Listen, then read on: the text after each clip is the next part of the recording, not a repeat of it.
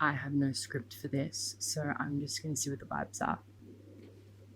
Oh, what the fuck is your fucking problem? Oh my god. Cool. Bitch. My room is like a furnace. Hello.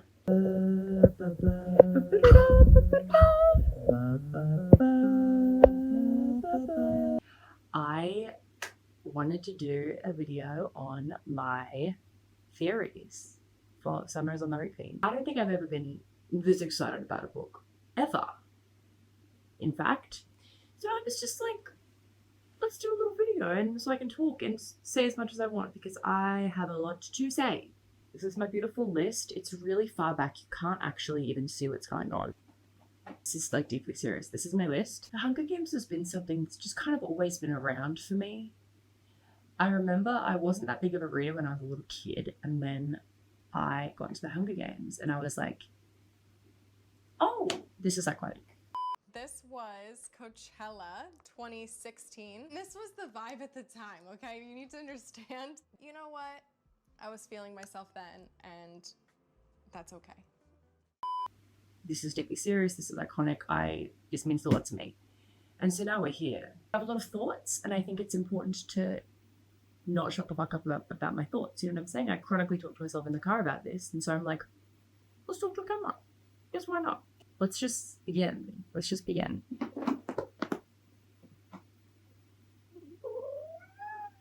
Okay. Yeah. Okay. So my first theory or question I have is, what characters are going to be included? Because we have so many iconic characters in this book, and Ballad of Zombies and Snakes also gave us so many iconic characters and built upon existing characters' lore. First of all, Tigress. What happened? The main lore that we know of Tigress is that she ended up having a falling out with Snow. So I want to know, how did they have a falling out?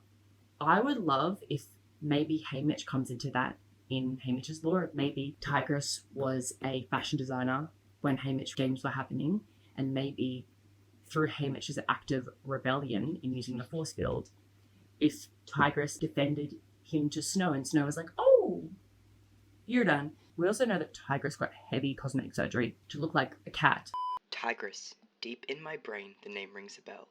She was a fixture, a younger, less disturbing version of herself, in the earliest Hunger Games I can remember. A stylist, I think? I don't remember for which district. Not 12. She must have had one operation too many and crossed the line into repellents.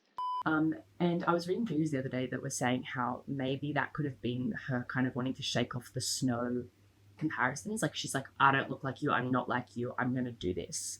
Which I think is very interesting and kind of badass for her. Also, it's not surprising. Capital Couture is very like, we're going to dye our skin, we're going to do all this.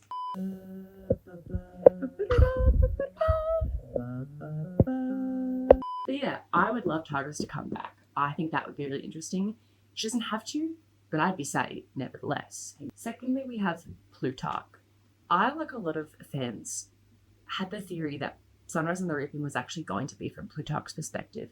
And I still think he's going to be a significant character in that. I still feel like Plutarch is going to be a part of the story, especially because it leans so heavy into propaganda. Plutarch is the head of propaganda. I just think he has to come up. I think that would make so much sense. I think that would be smart. Suzanne Collins is a very smart woman, okay? As if you wouldn't bring up Plutarch. And by the time that Haymitch games were happening, the 50th Hunger Games, Plutarch would have been around, like, forgive me if I'm wrong, maybe like early 20s, early mid-20s. So he could have been coming up as well. And I just think that'd be really interesting. You know, maybe he's grappling with the idea of what is like of good and bad and how the use of propaganda can influence. You know, the one can be led by the few. The few can be led by the one. What's the plan? But yeah, I think Plutarch has to come up. He's such an interesting character, and he's a big part of the two last books, in which we don't have much lore about him, and I think that'd be interesting, and I want Mike Weiss to play him in the film.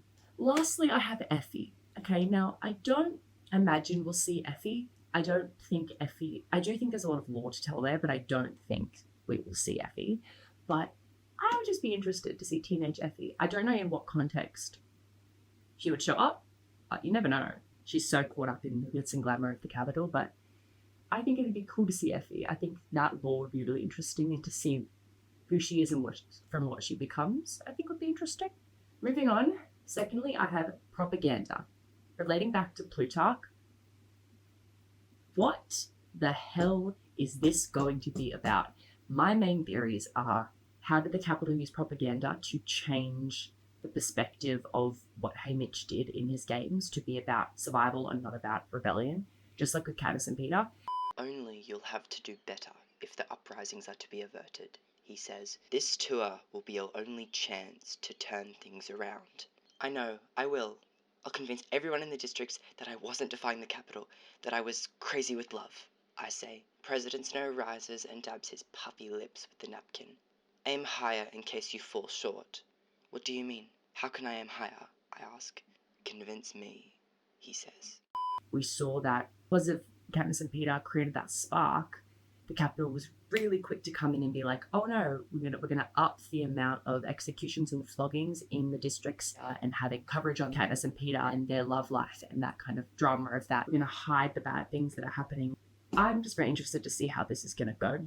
I think there's a lot of story to tell there. As I said, I think it's gonna be interesting to see how they're gonna cover up what Haymitch did, making it more about his survival rather than rebellion, using the Capitol's games against them and making them look like Boo the Fool.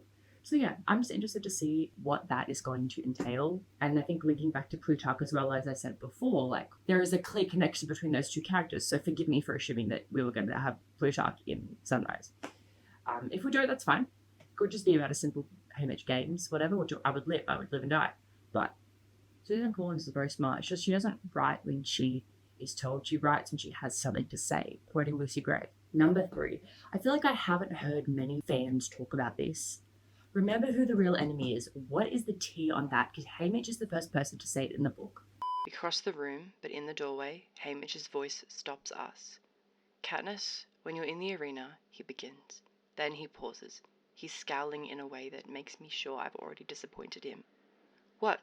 I ask defensively. You just remember who the real enemy is, Haymitch tells me. That's all. Now go on, get out of here. Where did that come from? I would love lore on this because it is a huge part of Catching Fire. Haymitch says it before the games. Finnick says it when Katniss is about to shoot the arena. It changes perspectives of a lot of the characters and puts things into perspective. And I just think this is going to be really interesting. Remember who the real enemy is. Who tells Haymitch that? Where did this line come from? Where did Haymitch hear this? Who told him this? I'm just so interested. There's so much lore in that. And like, it's the perfect example of the kind of thing that I think she could build upon. Just like the Hanging Tree. It was just the thing that existed in the original books, and we got huge, extensive backstory with it. You know, it really allowed us to, the connection between the prequels and the sequels to grow stronger. Fourthly, who is going to mentor? Because Lucy Gray, she's in District 14 Diva. Like, she's long gone. We don't know where she is. She's a mystery. And so by Haymitch's games, was the system put in place to have previous victors become mentors? Because 12 was on their own. They don't have any previous victors that were still around.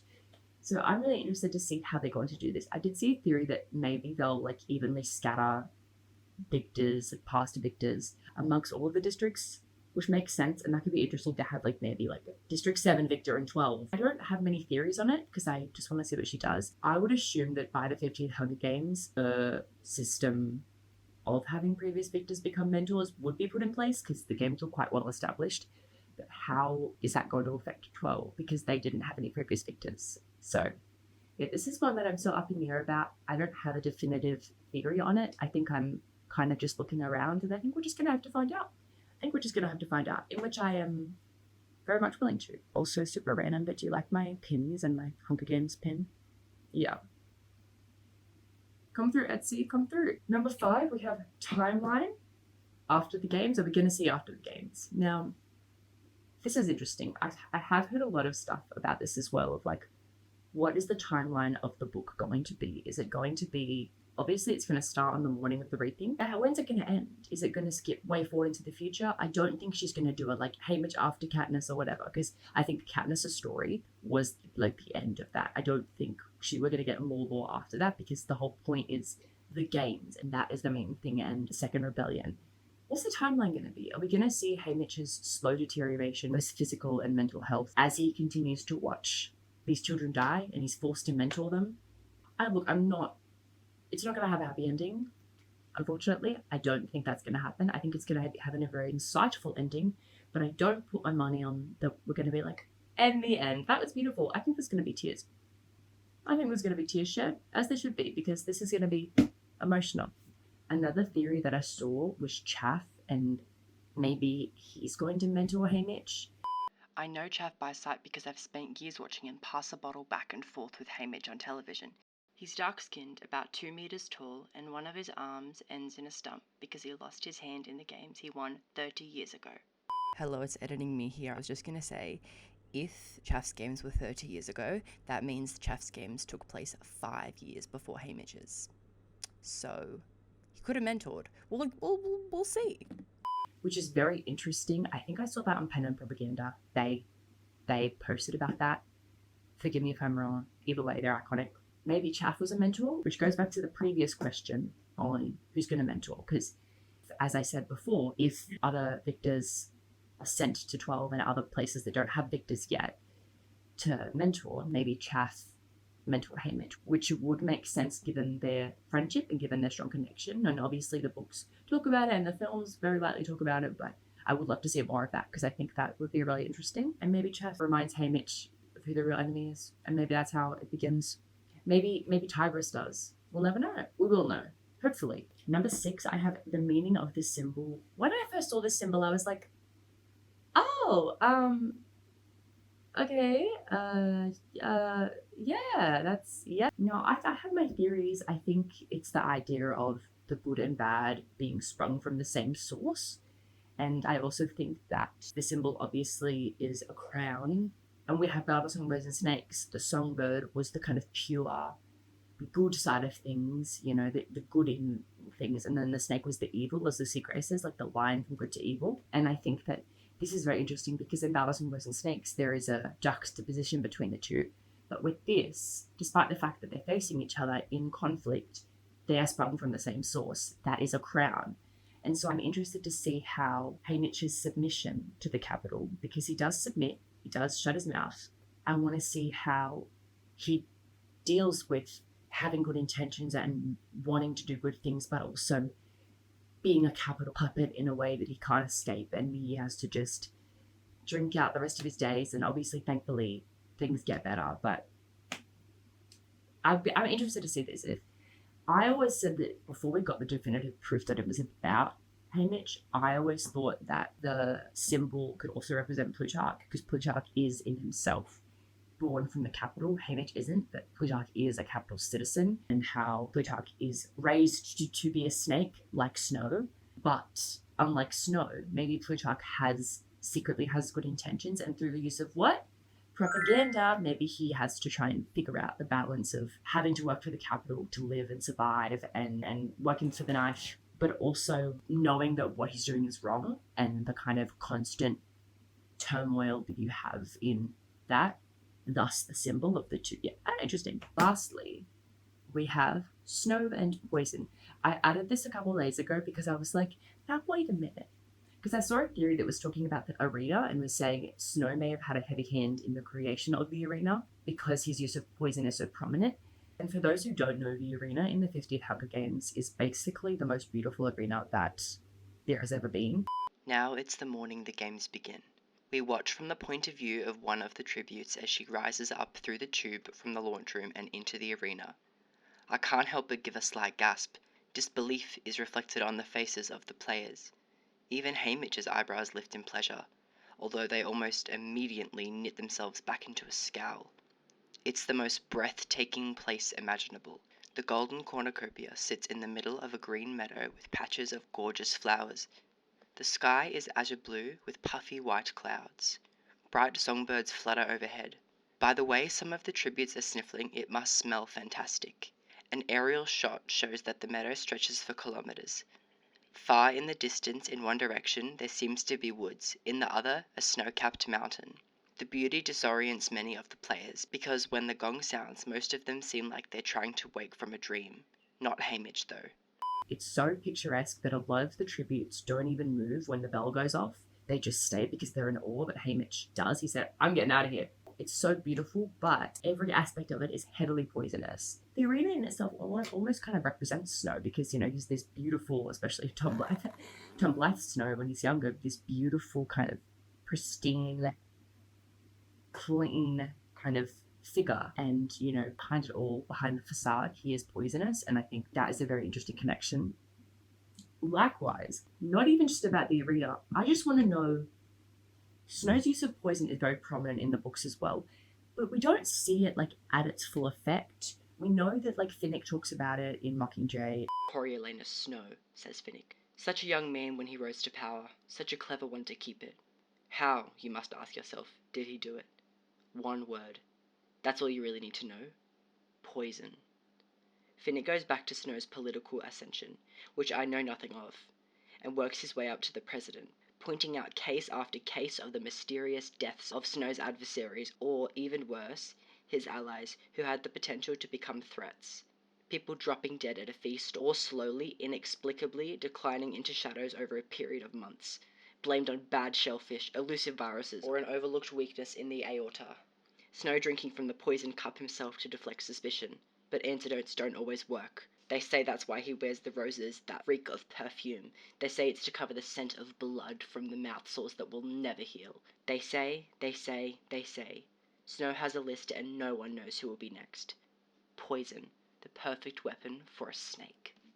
We know that there's elements of it, and like obviously with Acidica Crane and the poison berries, and poison just being a huge factor of a lot of the things with Snow, even with, you know, the compact, the rat poison and Balasambos and snakes, and poisoning Dean Casca Highwater. Like, it's just endless. There's so much poison. And I'd love to see more of that be explored, because we know that Snow was on a killing spree. We know that he poisoned a lot of people and he drunk remedies, and that's why his mouth was always bleeding. And I think that that's not really discussed in the films. And obviously it's discussed in the books, but I'd love that to be more delved into.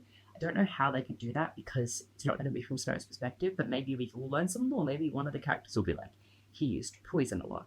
Editing me here, sorry, I'm very sick. I was just gonna say that this also may not have even been something that Haymitch knew.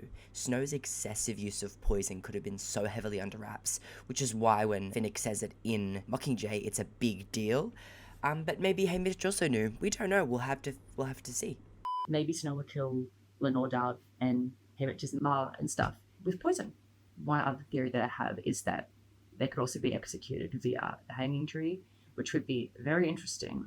I'm gonna add one more. I've decided to add one more because why the not? The three-finger salute.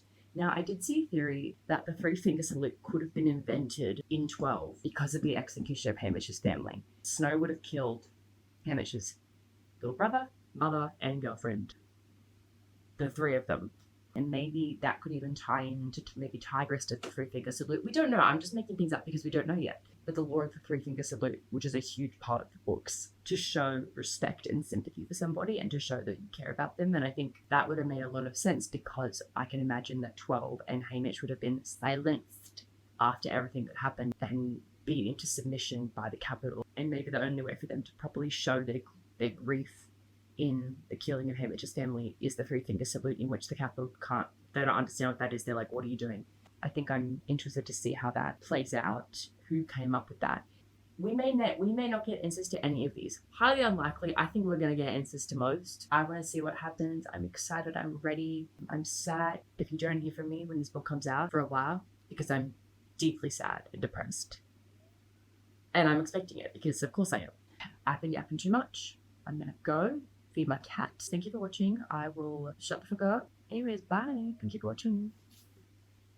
Thank you for watching. Bye. Bye.